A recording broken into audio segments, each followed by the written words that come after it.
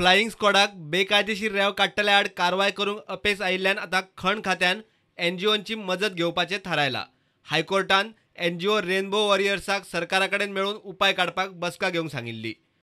सुत्रांनी दिल्ल्या म्हायती प्रमाण हे बसकेंत गोंयचो ॲडव्होकेट जनरल देविदास पांगमा वांगडा सरकारी अधिकारी आनी एनजीओ रेनबो वॉरियर्स आशिल्ले। बसकेंत बेकायदेशीर रेंव काडपा आड सुरू केल्ले मोहिमेंत एनजीओक वांटेकार करपाचें थारले। खंयच्याच एनजीओक बेकायदेशीर रेंव काडटना मेळत वा कागाळ मेळ्ळ्यार तांणी 100 नंबराचेर कळप। उपरांत गोवा पुलिसांची टीम एनजीओ सयत बेकायदेशीर रेंव काडटा थंय रेड मारतली। उपरांत संबंदीत मामलेदार, खण खात्याचे अधिकारी आनी कॅप्टन ऑफ पोर्ट्सान सुवातीवेले सामान जप्त करपाचे।